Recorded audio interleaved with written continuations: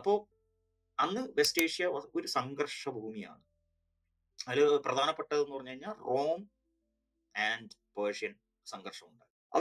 അവരുടെ ഈ സംഘർഷം എപ്പോഴും ലവാണ്ടിന് വേണ്ടിയും പേർഷ്യ, ഇറാഖ് അവിടെയാണ് പുതിയൊരു ഫോഴ്സ് ആ ഏരിയയിൽ ഡെവലപ്പ് ചെയ്തു വരുന്നത്.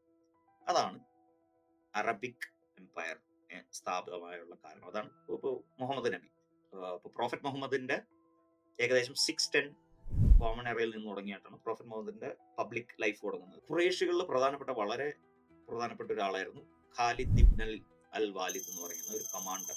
അത് പുള്ളി ഖുറൈശിയായിരുന്നു, പുള്ളി മുസ്ലിം അല്ല. അദ്ദേഹത്തിന് ഒരു തോന്നൽ തോന്നിയാണ്, അതായത് നമുക്ക് ഈ മുഹമ്മദ് നബിയുടെ ഫോഴ്സസിനോട് പിടിച്ചു നിൽക്കാൻ പറ്റില്ല, വി വിൽ ലൂസ്. അതുകൊണ്ട് പുള്ളി അവരുടെ കൂടെ ചേരുകയാണ്, കൺവേർട്ട് ചെയ്യുന്നു, ഇസ്ലാമിലേക്ക് കൺവേർട്ട് ചെയ്യുന്നു. പ്രോഫറ്റ് മുഹമ്മദ് 632 അദ്ദേഹം മരിക്കുന്നു. അതിനുശേഷം അബൂബക്കർ അബൂബക്കർ ഖലീഫയാണ് ഭരണാധികാരിയായിട്ട് വരുന്നത്. അത് കഴിഞ്ഞ് അബൂബക്കർ ഖലീഫയും 2 കൊല്ലം കണ്ട് നിൽക്കുന്നുള്ളൂ. അതിനുശേഷം ഉമർ ഖലീഫ. ഏകദേശം ഒരു 6-7 കൊല്ലത്തിനുള്ളിൽ ഈ അതുവരെ റോമൻസും പേർഷ്യൻസും കൺട്രോൾ ചെയ്തിരുന്ന ടെറിട്ടറി മൊത്തം ഖാലിദ് ബിൻ വാലിദ് പിടിച്ചെടുക്കുകയാണ്. അപ്പൊ അവിടെ അന്ന് യെറുസലേമിന്റെ ഭരണാധികാരി എന്ന് പറയുന്നത് ഒരു ബിഷപ്പാണ്, ഒരു സൊഫ്രാനോസ് എന്ന് പറയുന്ന ബിഷപ്പാണ്. അപ്പോ സൊഫ്രാനോസ് അപ്പൊ ചോദിക്കുന്നത്, your religion is very interesting, എന്താണ് നിങ്ങളുടെ റിലീജിയൻ? അപ്പൊ ഉമർ ഖലീഫ ഞാൻ പ്രാർത്ഥിക്കാൻ, അതായത് നിങ്ങളുടെ പ്രാർത്ഥനാ രീതി കാണിച്ചു തരൂ എന്ന് പുള്ളി പറയുന്നുണ്ട്. അപ്പോ ശരി, ഞാൻ കാണിച്ചു തരാന്ന് പറയും. അപ്പോ എന്നാ എന്റെ പള്ളിയിലേക്ക് വരും.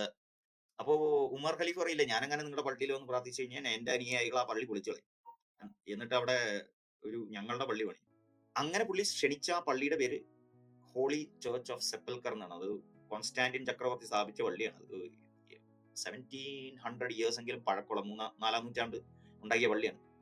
അപ്പൊ ഇന്നും അത് നിലനിൽക്കുന്നുണ്ട്, ഇസ്രായേലിൽ ഹോളി ചർച്ച് ഓഫ് സെപ്പൽക്കർ. സോ അയാൾ പറഞ്ഞ് ഒരു തുറസായ സ്ഥലം കാണിച്ചു തരൂ. അങ്ങനെ തുറസായ സ്ഥലം കാണിച്ചു കൊടുത്ത് അവിടെ പ്രാർത്ഥിച്ചാണ് ഇന്നത്തെ അൽ അക്സ മോസ്ക് ഉണ്ടാവുന്നത്, മുസ്ലിങ്ങളുടെ മോസ്ക്. അപ്പൊ ബേസിക്കലി അവരപ്പൊ ചോദിക്കുന്നുണ്ട്, അപ്പൊ ഈ ഇവിടെ ഒരു യഹൂദരുടെ ഇവിടെ ഉണ്ടായിരുന്ന യഹൂദരൊക്കെ അവിടെ പോയി? ഇല്ല, അവരൊക്കെ ഞങ്ങൾ പൊട്ടിച്ചോളാം. അപ്പൊ അവരുടെ ടെമ്പിൾ മൗണ്ട് അതൊക്കെ ഞങ്ങൾ പൊളിച്ചോളാം, ഇറ്റ്സ് ഇൻ റൂയിൻസ്. അപ്പോ ഇയാൾ ഇങ്ങനെ, ഉമർ ഖലീഫ, നിങ്ങൾക്ക് എന്താ തലക്ക് വല്ല അസുഖമുണ്ടോ? നമ്മുടെ മതങ്ങളെല്ലാം ഇതിൽ നിന്ന് ഉത്ഭവിച്ചല്ലേ, ഇത് നമ്മളുടെ ഇവിടെ ഹോളി ലാൻഡ് അല്ലേ? So they don't understand. കാരണം ഉമർ ഖലീഫയെ സംബന്ധിച്ചോളം ഇസ്ലാം എന്ന് പറയുന്നത് ജൂതായിസം 3.0 ആണ്.